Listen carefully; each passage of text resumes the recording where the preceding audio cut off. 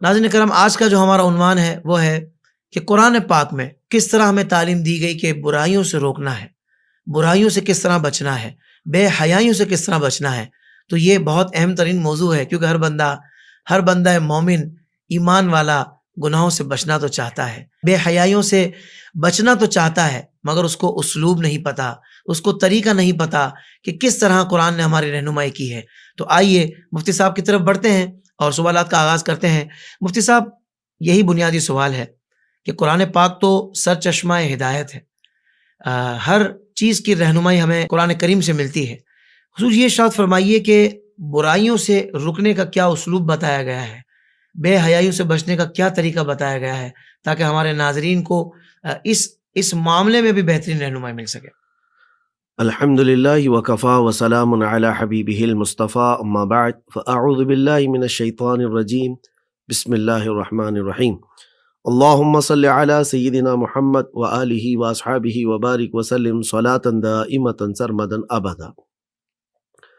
حافظ صاحب، یہ بہت ہی عمدہ موضوع کا آپ نے انتخاب فرمایا ہے، کیونکہ دنیا میں ہر کوئی کہتا تو ہے کہ برائی سے روکنے کا ایک نظام ہو، اور ساری جتنی بھی کنٹریز ہیں ان کے ہاں جو لا ہیں، قوانین ہیں، وہ سب برائیوں سے روکنے کے لیے ہی اور انسان کو ایک صحیح راستے پر اور ایک صحیح منہج پر گزارنے کے لیے ہی بنائے گئے ہیں۔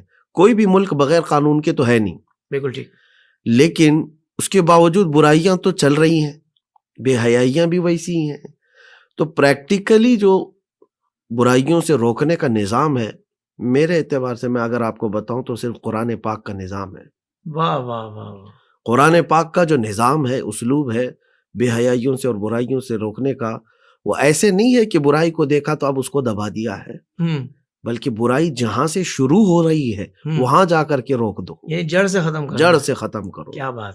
اب دیکھیں، زنا ہر دور میں ایک برائی سمجھی جاتی ہے، آج بھی ہے، اگرچہ اس کو الگ الگ انداز سے لوگ تعارف کروا رہے ہوں، لیکن جو عقل سلیم رکھنے والا طبقہ ہے وہ زنا کو بے حیائی اور برائی ہی جانتا ہے۔ صحیح۔ تو اب یہ زنا سے روکنے کے لیے سزائیں تو ہیں، حدود ہے، یہ سب بات کی چیزیں ہیں، ہو گیا تو اب اس کے اوپر کیا کرنا ہے وہ الگ ہے۔ لیکن قرآن پاک میں رب تعالیٰ نے اس سے روکنے کے لیے کیا فرمایا؟ قل للمؤمنین یغضوا من ابصارہم۔ واہ واہ۔ محبوب آپ فرما دے مومنوں سے کہ اپنی آنکھیں نیچی رکھو۔ شروع یہاں سے ہوتی ہے یہ چیز، بے حیائی اور برائی جو شروع ہوتی ہے یہ خاص طور پر شہوت کی، تو وہ آنکھوں کی ابتدا ہے۔ اور ایسا نہیں کہ مردوں کو صرف کہا گیا ہے، عورتوں کو بھی کہا گیا ہے، عورتوں کو پلس تھوڑا سا کہا گیا ہے، یعنی نگاہیں نیچی رکھو، اپنی شرمگاہوں کی حفاظت کرو۔ ساتھ میں یہ بھی کہا گیا ہے وَلَا يُبْدِينَ زِينَتَهُنَّ، اپنی زینت کا اظہار بھی نہ کریں۔ صحیح۔ اب بہت سارے آج کے دور میں یہ کہتے ہیں نا، جب ہم عورتوں کے لباس کے بارے میں بات کریں تو وہ ہمیں پرانا دقیانوسی کہتے ہیں، فنڈامنٹلسٹ کہتے ہیں، یا پھر الگ الگ طریقے سے ہم لوگوں کو ایک بلیم کر کے لوگوں کے درمیان ایسی چھوی پیش کرنا چاہتے ہیں جیسے کہ ہم ترقی یافتہ لوگ نہیں ہیں یا ترقی کو نہیں چاہتے ہیں۔ عورتوں کے لباس پر جب بھی کہا جائے تو یہ کہتے ہیں کہ تم اپنے آپ کی حفاظت کیوں نہیں کرتے، عورتوں کو پہننے دو۔ یہ تو ایک ایسا بھونڈا سوال ہے۔ یعنی دیکھیں، فطرت ہے انسان کی، اس کے اندر شہوت ہے، اگر کسی بھی جانور کے سامنے گوشت کھلا رکھے اور پھر وہ جانور کو کہا جائے کہ منہ نہیں ڈالنا، منہ نہیں ڈالنا، تو آپ نے گوشت کو بند کیوں نہیں کر دیا؟ واہ واہ واہ۔ حفاظت کا طریقہ تو آپ کے پاس بھی ہے۔ تو اب یہاں پر عورت کو اور مرد کو دونوں کو حکم ہوا ہے کہ نگاہیں نیچی رکھو، یہاں سے شروعات ہوتی ہے۔ ابھی دیکھیں، اسلام میں جڑ پر انگلی رکھی گئی ہے، کمال، جڑ پر انگلی رکھی۔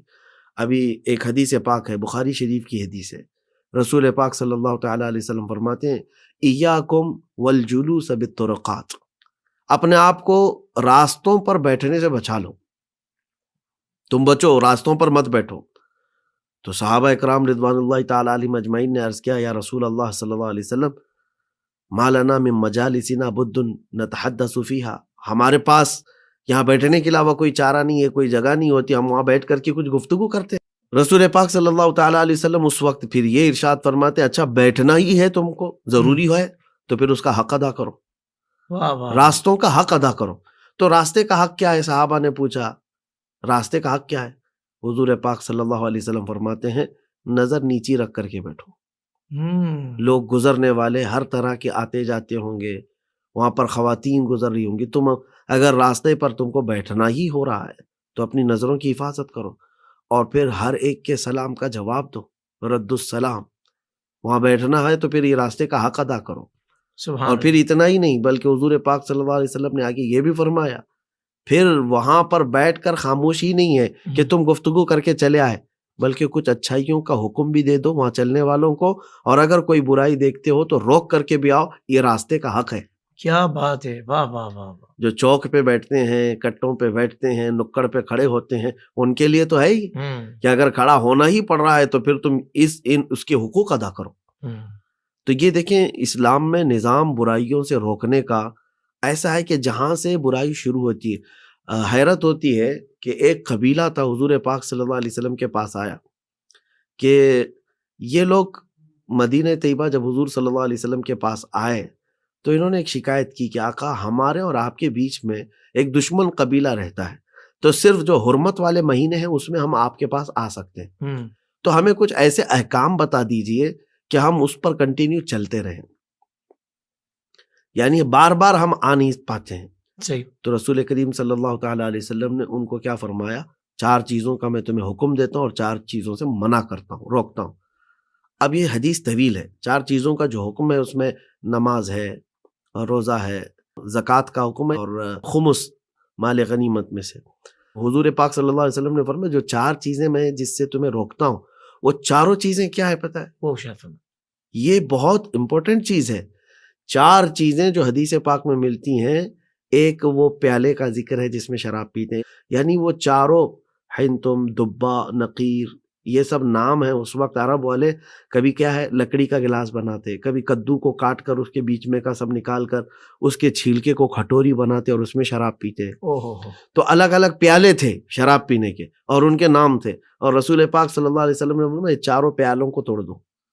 اللہ اکبر. ان 4 پیالوں سے تم کو میں روکتا ہوں. اللہ اکبر. شراب نہیں، پیالوں کا ذکر ہے. کمال ہے صاحب. تو شراب کی حرمت تو آئی ہی تھی، لیکن یہ پیالے، ہوتا یہ ہے عموماً کہ بندہ جو ہے شرابی جن پیالوں سے پیتا تھا جب وہ اسے دیکھتا ہے تو اس کی پرانی لت ہے، عادت ہے، تو کہیں وہ عود کرنا آ جائے، لوٹ کرنا آ جائے، پہلے اس جڑ کو ہی توڑ دو. کیا کہنے. واہ واہ. کہ نہ تم اس کو دیکھو اور نہ تمہیں خواہش پیدا ہو. صحیح. تو یہ ہے برائیوں سے روکنے کا نظام. واہ واہ واہ. قرآن کا نظام وہ نہیں ہے کہ تم ایک طرف جو ہے شراب کا لائسنس بھی دو اور دوسری طرف روڈ پہ لکھ کر کے بھی لگاؤ ڈونٹ ڈرنک اینڈ ڈرائیو، یعنی شراب پی کر کے گاڑی مت چلاؤ. تو میاں یہ ڈرائیور کہاں سے پی کے آتا ہے؟ کہاں سے پی کے آتا ہے؟ آپ کے لائسنس دیے ہوئے دکانوں سے ہی اسے شراب ملتی ہے. تو اگر آپ کو شراب سے روکنا ہی، یہ بھی ایسی ہی بات ہوئی نا کہ سگریٹ کے اوپر آپ تو بری تصویر لگا کر کے سگریٹ کے ڈبے پر لکھ کر کے دیتے ہیں کہ اس کینسر کی وجہ بن سکتا ہے، تو بیچتے کیوں ہو؟ یعنی مارنے کا آپ کا ارادہ بھی ہوگا اور پھر بیچنا بھی چاہتے اور روکنے کے لیے اس کو لگا بھی دیتے ہو، ہارمفل بھی کہتے ہو آپ، بہت زیادہ نقصان دہ ہے. تو یہ جو دغلی پالیسی ہے دنیا کی، یہ میرے سمجھ سے بالا تر ہے. اللہ. قرآن کا نظام یہ ہے کہ جو انسان کے لیے برا ہے تو برا ہے. واہ واہ واہ واہ. تو یہ ہے نظام اسلام، یہ ہے نظام قرآن، برائیوں سے روکنے کا نظام. قرآن پاک کی بہت ساری آیات ہیں. تو دیکھیں اپنی نظروں کو نیچے رکھنا ہے، یہاں سے ہے. اور پھر اس کے بعد حدیث میں اگر آپ آئیں تو حضور پاک صلی اللہ تعالی وسلم نے تو ایک ایسا نظام دے دیا، مسلمان ہی اس کو کہا ہے من سلیم المسلمون من لسانہ و یدہ، دوسرے مسلمان جس کی زبان سے اور ہاتھ سے محفوظ ہیں وہی مسلمان ہیں. اللہ اکبر. تو اب اس میں اتنی ساری چیزیں جمع کر دی گئی ہیں، اگر آپ کے ہاتھ سے کسی اور کو نقصان پہنچتا ہے تو پھر آپ اپنے اسلام پر سوالیہ نشان کھڑے کر رہے ہو. اللہ. آپ کے زبان سے کسی کو اگر نقصان پہنچ رہا ہے تو آپ کے اسلام پر سوالیہ نشان ہے، کیونکہ حضور نے فرمایا دوسرے مسلمان تم سے محفوظ ہیں تمہاری زبان سے اور تمہارے ہاتھ سے، تب تم مسلمان ہو.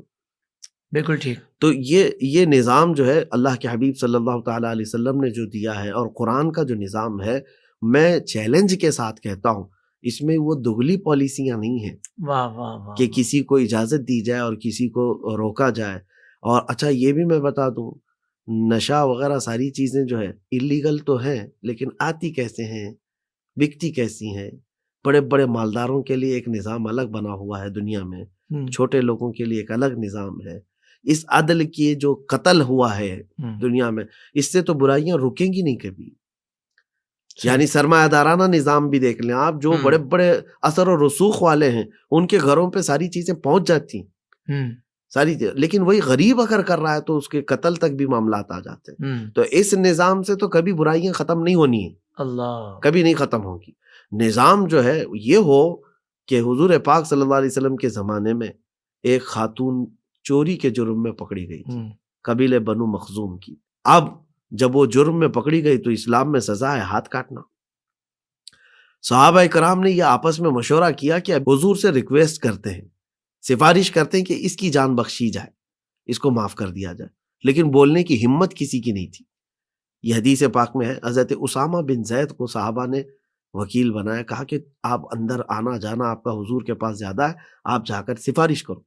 وہ آئے صحابہ کی وکالت لے کر کے، رسول کریم صلی اللہ علیہ وسلم سے عرض کیا، آقا یہ جو بنو مخزوم قبیلے کی لڑکی جو چوری میں آج گرفتار ہوئی ہے، سب کا خیال یہ ہے کہ اس کے ہاتھ نہ کاٹے جائیں، انہیں معاف کیا جائے۔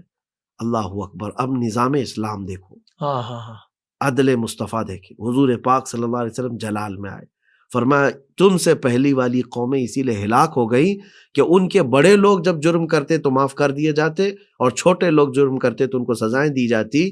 آگے کا جملہ حضور فرماتے ہیں، اگر فاطمہ بنت محمد سے چوری ہو جاتی بالفرض، میں اس کے بھی ہاتھ کاٹتا۔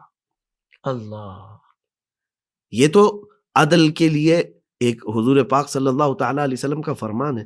تو نظام اسلام یہ ہے کہ کسی کی رعایت نہیں ہوگی، کسی کی خصوصیت نہیں ہوگی، کہ یہاں پر برائیوں سے روکنے کے لیے یہ سارے نظام جب تک نہیں آئیں گے پوری برائیاں نہیں روک سکتی۔ اس کا مطلب یہ ہوا مفتی صاحب کہ الحمدللہ اہل ایمان کے پاس قرآن پاک کا ایک مکمل و مضبوط نظام موجود ہے، بالکل امپلیمنٹ کی ضرورت بالکل ہے، عمل درآمد کی ضرورت ہے۔ اس کی وجہ یہ ہے کہ نبی پاک صلی اللہ علیہ وسلم کے زمانہ مبارک میں آپ دیکھیں صحابہ کرام نے اس کو امپلیمنٹ کیا، بالکل، اور اہل بیت اطہار۔ تو اس کے بعد ہم دیکھتے ہیں ایک تسلسل کی کیسا پاکیزہ ماحول ہوا کرتا تھا، عدل کا کیسا نظام تھا، رواداری کا نظام کیسا تھا، اخوت و بھائی چارہ کیسا تھا۔ ظاہر بات ہے کہ جب قرآن پر عمل کیا گیا، چونکہ نظام پورا موجود ہے، تو معاشرہ بالکل ہی بدل گیا۔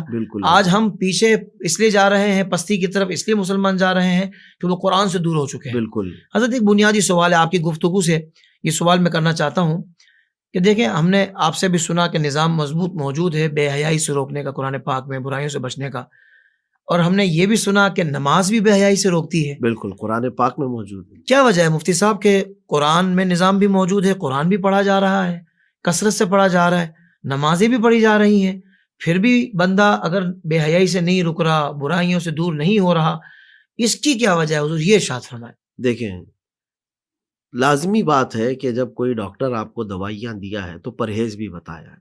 واہ واہ واہ واہ!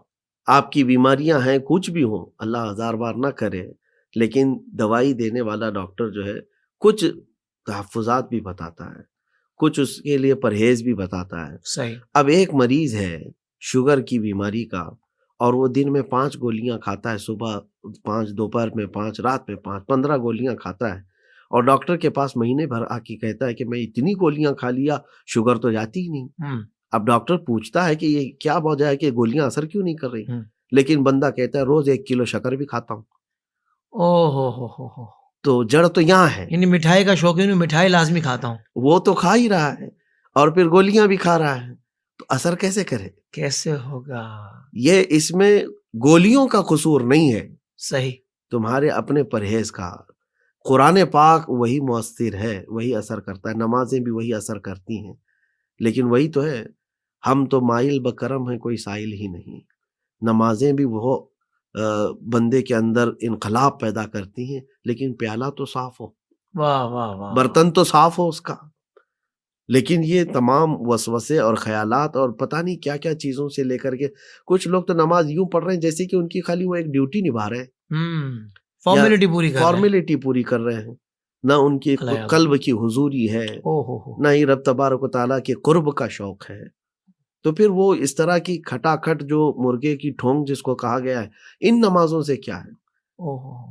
اس کو جو ہے اگر میں کہوں تو اقبال کی ایک بات یاد آتی ہے کہ خیرت نے کہہ دیا لا الہ تو کیا حاصل، دل و نگاہ جو مسلمان نہیں تو کچھ بھی نہیں۔ اللہ اکبر، لا الہ الا اللہ ایک کلمہ ہی تمہیں بچانے کے لیے کافی تھا، لیکن تمہارا دل اور تمہاری نگاہوں نے نہیں کہا یہ، دل و نگاہ جو مسلمان نہیں تو کچھ نہیں۔ اور ایک مزے کی چیز ہے، میں مفہوم کہہ رہا ہوں، ہو سکتا ہے شعر کا وزن ادھر ادھر ہو، لیکن اقبال نے یہ بھی کہا یہ تیرے مراقبے، یہ تیرا ذکر و سرور کی محفل ہے۔ مراقبے بھی بہت ہیں، ذکر کی مجلس بھی ہے، سرور کی محفلیں بھی ہے، سب کچھ کر رہا ہے، لیکن آگے کا شعر کمال، آگے کا مصرع کمال کا ہے۔ کہتے ہیں یہ تیرا ذکر ہے، تیرے مراقبے، یہ تیرے سرور کی محفلیں، جو تیری تنہائی کی نگہباں نہیں تو کچھ بھی نہیں۔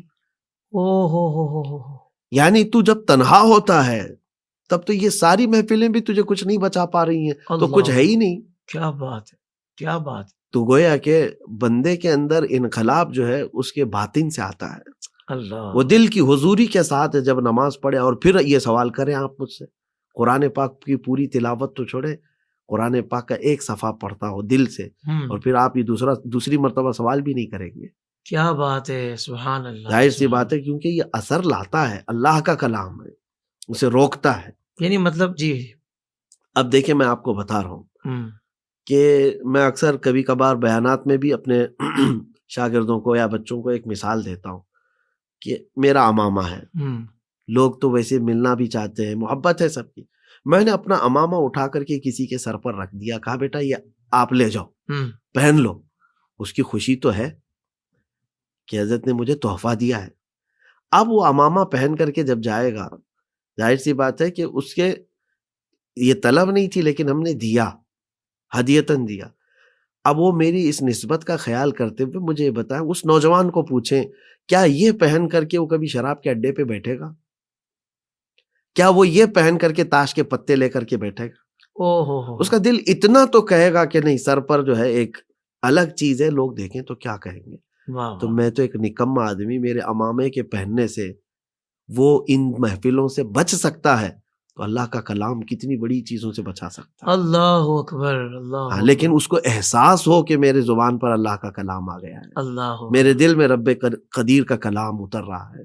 صحیح۔ تو جب اس کو یہ احساس ہو گیا تو پھر ہر برائی سے قرآن بچائے گا اس کو، سبحان، نماز بھی بچائے گی۔ مفتی صاحب مجھے ایک اور پہلو بھی لگتا ہے، شاید یہ وجہ بھی ہوگی، باقی آپ ارشاد فرمائیں گے، کہ روزی جو کما رہا ہے، رزق کما رہا ہے، وہ حرام ہے، کاروبار حرام کا کر رہا ہے، پیٹ میں حرام کا لقمہ حرام جا رہا ہے، قرآن بھی پڑھ رہا ہے، نماز بھی پڑھ رہا ہے، تو بھائی وہ جو حرام پیٹ میں جا رہا ہے وہ بھی تو اپنا اثر دکھائے گا نا۔ بالکل، پھر کیسے بھی ہے، یہ بھی ایک وجہ ہے، آپ بالکل صحیح کہہ رہے ہیں۔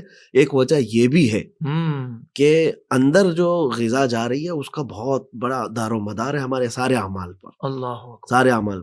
بلکہ ایک روایت یہ بھی ہے کہ جو جوا کھیلتا ہے، جوا کھیل کر کے پیسے کما کر کے لا رہا ہے، فرمایا گیا کہ گویا کہ وہ خنزیر کے خون سے اپنے ہاتھوں کو رنگتا ہے، اللہ اکبر، وہ اپنے اعضاء کو خنزیر کے خون سے رنگ رہا ہے، اللہ، اس کے لیے یہ وعید ہے۔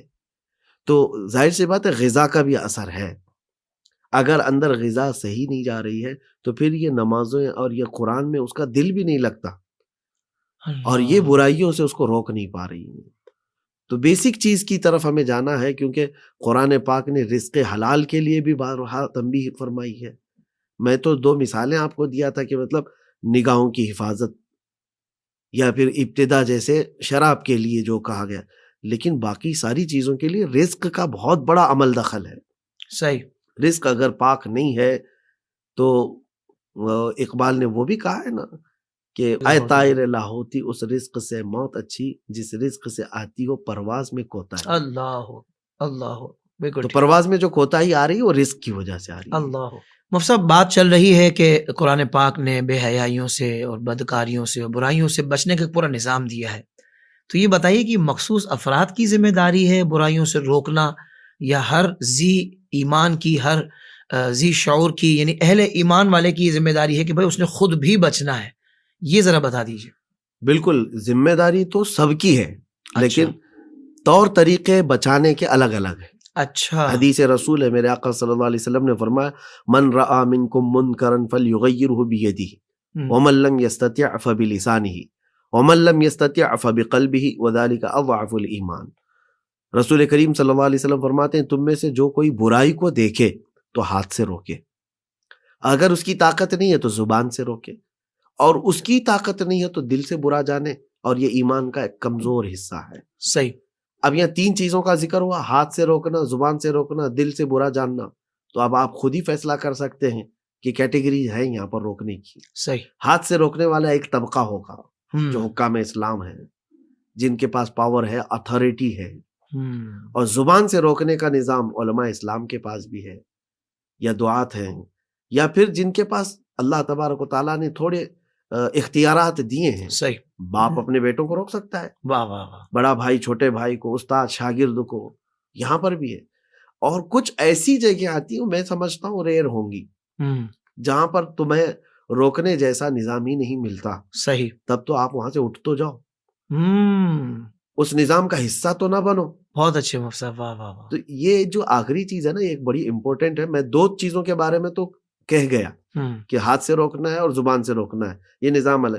دل سے برا جان کر کے اس مجلس سے ہٹنا، یہ ایک اتنا بڑا انقلابی عمل ہے، آپ اندازہ نہیں کر سکتے۔ اللہ اس چیز کی کمی نے آج ہمارے پورے معاشرے کو برائیوں میں ڈال رکھا ہے۔ وجہ کیا ہے؟ بڑا سیٹ آدمی ہے، سود کا کاروبار کرتا ہے، کوئی جواری ہے، کوئی شرابی ہے۔ آپ کیا کر رہے ہیں؟ سارے محلے کے جو حاجی حضرات ہیں، پرہیزگار ہیں، نمازی ہیں، اور کچھ علماء بھی ہیں، سب کے ساتھ اس کا ملنا جلنا ٹھیک ٹھاک ہے۔ کبھی وہ دعوت میں بلایا تو چلے گئے، اور کبھی آپ کے ہاں ہے تو اس کو بھی بلا لیا۔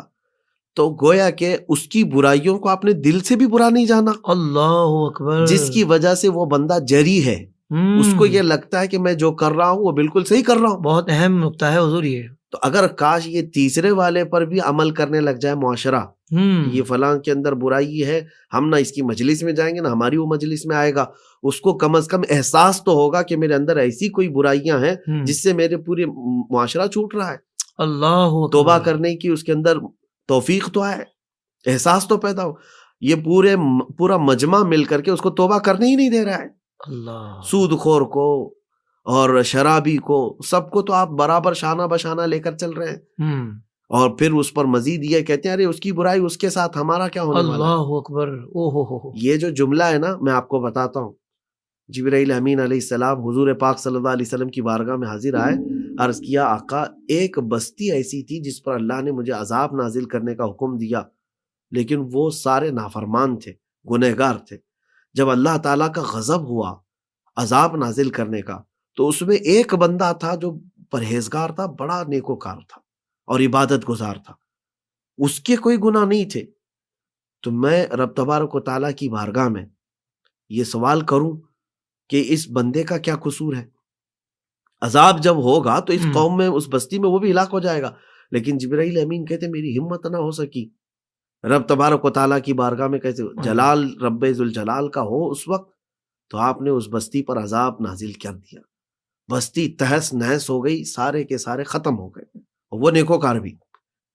سالہ بیت گئے تو جبرائیل امین کہتے ہیں رب تعالیٰ کی بارگاہ میں نے پوچھا کہ مولا اس ایک بندے کا کیا قصور جو تیرا فرما بردار تھا، نیکوکار تھا، باقی سارے تو گنہگار تھے، نافرمان تھے۔ رب تبارک و تعالیٰ نے فرمایا اس کا گناہ یہ ہے کہ اس کی آنکھوں کے سامنے برائیاں ہوتی تھی، وہ دیکھ کر خاموش رہتا تھا۔ اللہ اکبر۔ اس کا گناہ یہ ہے کہ وہ یہ سمجھتا ان کی برائیاں ان کے ساتھ مجھے کیا فرق پڑتا ہے۔ اس کا گناہ یہ ہے کہ جب وہ برائیاں سامنے دیکھے تو اپنے آپ میں مست رہے۔ تو رب تعالیٰ کا نظام یہ ہے کہ جب برائیاں کرنے والے کا انجام ہوگا، دیکھ کر خاموش رہنے والے کا انجام بھی وہی ہوگا۔ اللہ اکبر۔ تو اپنے آپ کو ان بستیوں سے نکالو، ان مجلسوں سے نکالو۔ تو برائیوں سے روکنے کا جو نظام ہے نا، یہ والا نظام، آپ نے پوچھا نا کہ اس میں کچھ خاص لوگ ہیں یا عام ہیں، یہ جو تیسرا والا ہے یہ سارے لوگوں کے لیے، سارے لوگوں کے لیے ہے۔ پہلے والا جو یعنی ہاتھ سے روکنا اور زبان سے روکنا، چلے اس میں مخصوص حضرات حکام ہیں جن کو اللہ نے اتھارٹی دی ہے اور علماء اسلام ہے جن کو اللہ تعالیٰ نے تبلیغ کا ایک ہنر دیا ہے، تو زبان اور ہاتھ تو وہاں سمجھ میں آتی ہے، لیکن یہ والا جو نظام ہے معاشرے سے برائیوں کو یا برائی کرنے والوں کا بائیکاٹ کرنا، اس میں سارے لوگ ہیں، احتجاجاً خود کھڑے ہو کر چلے جانا، واک آؤٹ کر جانا، بالکل کیا کہنے یہ اس سے کوئی یہ بندہ یہ نہ سمجھ لے کہ دشمنی پیدا ہو جائے گی، سختیاں پیدا ہو جائے، اگر دشمنی اور سختی پیدا ہونے والی ہوتی تو اسلام کبھی اس کا حکم ہی نہیں دیتا، اللہ اکبر، بلکہ تم اپنی ناراضگی سے اس بندے کو سیدھے راستے پر لا رہے ہو۔ صحیح صحیح۔ اچھا یہاں پر میں یہ بات ساتھ میں ملا دیتا ہوں جی کہ کچھ لوگ جو ہے بائیکاٹ کرتے کرتے اپنے دل میں یہ لانے لگ جاتے ہیں کہ وہ اتنا برا ہے کہ میں اس سے مل نہیں سکتا اور میں اچھا ہوں، یہاں مسئلہ ہے، یہ مسئلہ جو ہے یہ بھی بڑا بد اخلاق نہیں ہونا، ہاں بد اخلاق نہیں ہونا، نیت آپ کی یہ ہے کہ اس کو سیدھے راستے پر لانے کے لیے میں یہ ناراضگی دکھا رہا ہوں، واہ واہ واہ واہ، اور کہیں آپ نے غرور و تکبر اپنے اندر لے لیا تو پھر آپ بھی تو مارے جاؤ گے، اللہ اکبر کبیر، آپ بھی تو مارے، ہو سکتا ہے کہ وہ عنقریب توبہ کر لے اور تم اس سے نفرت کے سبب تم خود دوزخ میں چلے جاؤ۔ کبھی کبھار بائیکاٹ کرنے والوں کا یہ بھی سسٹم دیکھا گیا ہے، جی تو برائیوں سے بچانا آپ کی نیت ہے، صحیح، تو بندہ اپنی ناراضگی کا اظہار صرف اسی لیے کرے۔ اس کے لیے ایک مثال میں آپ کو بتا دوں کہ عمیر بن وہب مکہ کے رہنے والے، ان کا بیٹا جنگ بدر میں قیدی بن کر کے حضور کی بارگاہ میں آیا، پکڑا گیا ہے۔ اب عمیر بن وہب کو شیطان قریش کہا جاتا تھا۔ اب بیٹا جب قیدی ہو کر کے آیا ہے تو بڑے پریشان، مکہ میں صفوان نامی ایک اور شخص ہے، اس کا باپ بدر میں مارا گیا ہے، تو تقریباً تکلیف دونوں کی ایک طرح کی ہے، وہ بھی غصے میں خون پی رہا تھا۔ دیکھا عمیر، پوچھا کیا بات ہے، کہا میرا بیٹا تو محمد صلی اللہ علیہ وسلم ان کے ساتھیوں نے گرفتار کر رکھا ہے، دن رات اس میں پریشان ہوں۔ صفوان بڑے پیسے والا تھا، کہا آؤ۔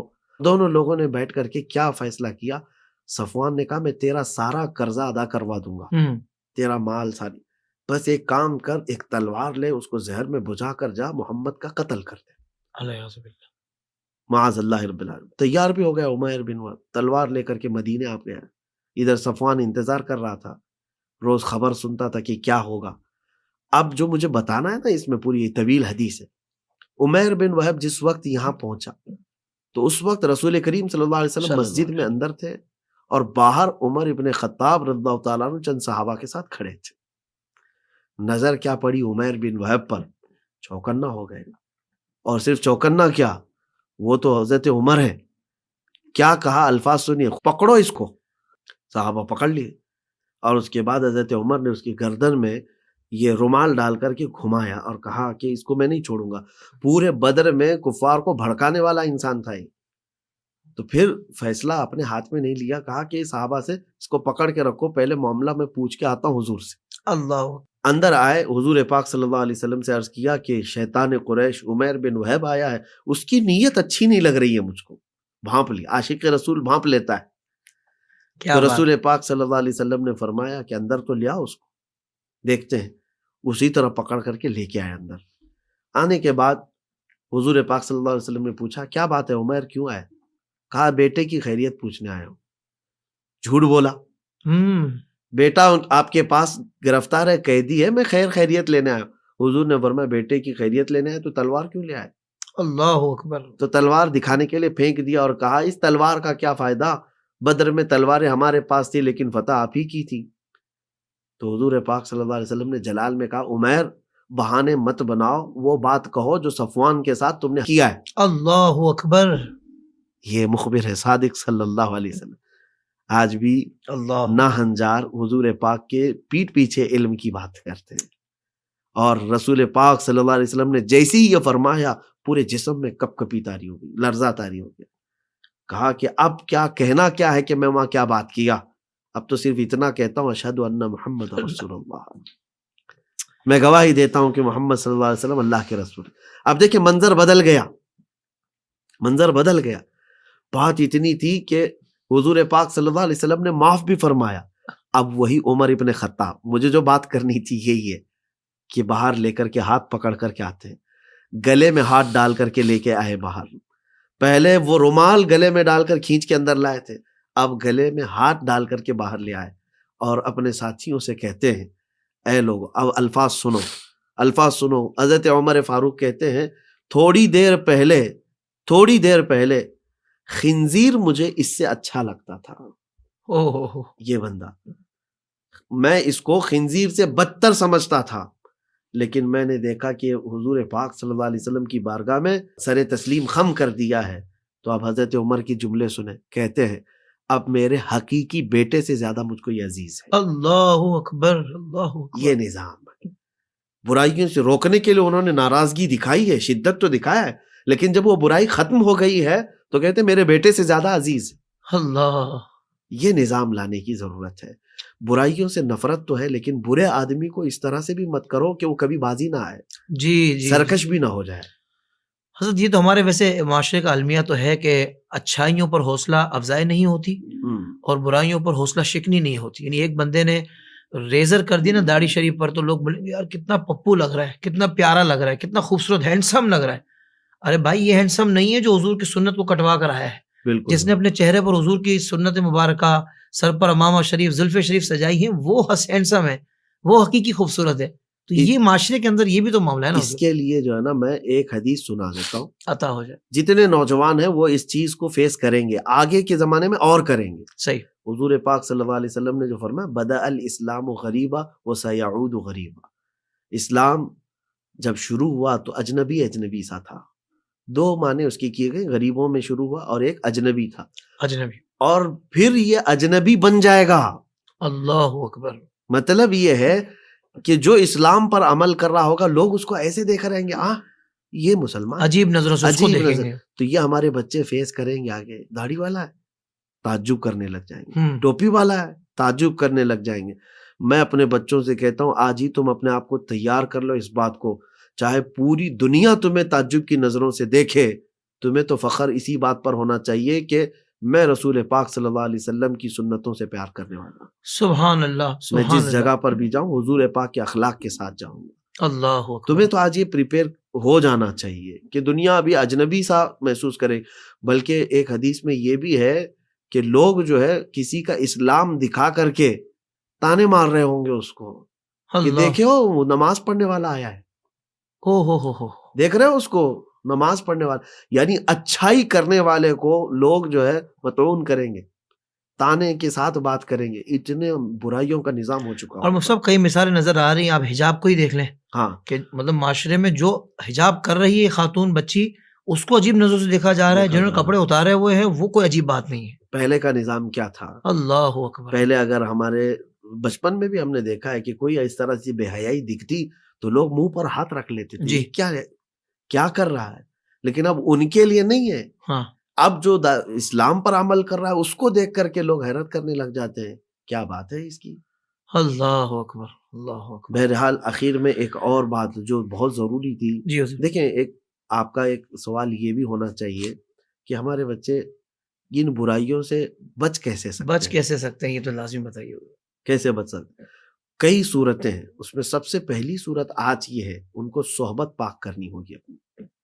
کیونکہ حدیث میں ملتا ہے کہ اچھے کی صحبت تجھے اچھا بنا دے گی اور برے کی صحبت تجھے برا بنا دے گی. اور اس کو حضور نے مثال کے ذریعے سے بتایا ہے کہ عطر کی دکان میں جا کر کیا ہو، عطر نہ بھی لگاؤ تو تم خوشبو سے مہک جاؤ گے، اور کوئلے کی دکان پر جاؤ اور کام نہ بھی کرو گے تو تمہارے کپڑوں پر کالک لگ جاتی ہے. صحیح. تو یہ مثال کے ذریعے حضور نے فرمایا. تو نوجوانوں سے میں کہتا ہوں کہ آج کے دور میں تمہاری دوستیاں ایسی ہیں کہ تمہیں برائیوں پر وہ زبردستی لے کر چلی جاتی ہیں. صحیح. تم شروع میں چاہتے نہیں تھے، لیکن کنٹینیو ان سے جو گفتگو سن رہے ہو، بے حیائیوں کے مذاق باتیں، تو تمہارے دل کے اندر بھی وہی چیزیں آنے لگ گئیں. اور تم یہ سمجھتے ہو، کچھ لوگ یہ کہتے ہیں میرا دوست ہے وہ گٹکا بھی کھاتا ہے، فلاں ہے وہ تو بیئر بھی پیتا ہے، فلاں ہے تاش کے پتے کھیلتا ہے، میں نہیں کرتا، ان کے ساتھ ہے میرا اٹھنا بیٹھنا. تو تم اس کو ہلکے میں لے رہے ہو. قرآن پاک کی آیت ہے، رب تعالیٰ فرماتا ہے قیامت کے دن کچھ لوگ ایسے ہوں گے جن کو دوزخ میں لے جایا جا رہا ہوگا. کس وجہ سے؟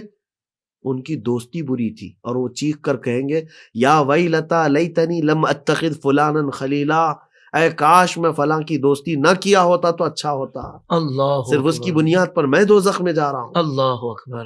ہوتا نہیں ہے. پولیس کو بھی آپ دیکھیں آج یہ نظام تو آج بھی ہے.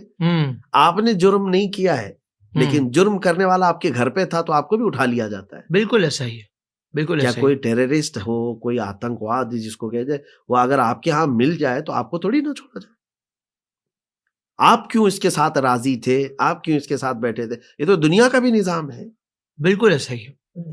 ڈرگس لے کر کے کوئی جا رہا ہو, اس کے پاس تھیلی ہے لیکن جو گاڑی والا اس کو لے کر کے جا رہا ہے اس کو چھوڑ دیا جائے. جرم اور اقدام میں جرم بالکل دونوں ہاتھ, بلکہ تعاون کرنے والے میں شامل کرنے والے بھی آتے ہیں.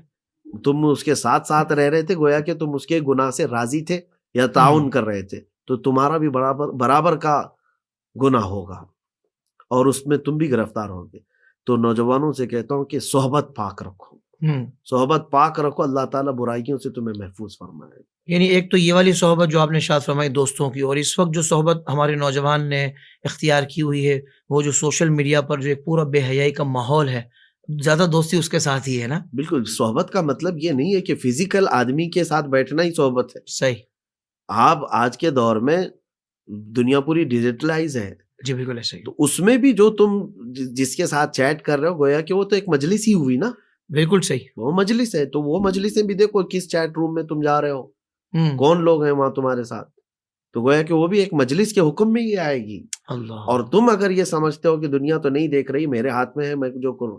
یعلم خائنۃ الاعین, تمہاری آنکھوں کی خیانت کو رب دیکھ رہا ہے. اللہ اکبر. تو جواب تو وہی دینا ہے اور جزا اور سزا کا مالک بھی وہی ہے. اللہ. تو ان چیزوں سے بچ جائے تو انشاءاللہ العزیز برائیوں سے بچنے کا ایک بہترین نظام ہمارے پاس موجود ہے. سبحان اللہ. مفتی صاحب بہت شکریہ. یقین مانیں آپ گفتگو کر رہے ہیں, دل تو نہیں چاہ رہا کہ آپ کو انٹرپٹ بھی کیا جائے یا روکا جائے. کمال کی آپ گفتگو فرما رہے ہیں اور قرآن سے الحمدللہ آپ نے ہمیں سمجھایا ہے کہ کس طرح قرآن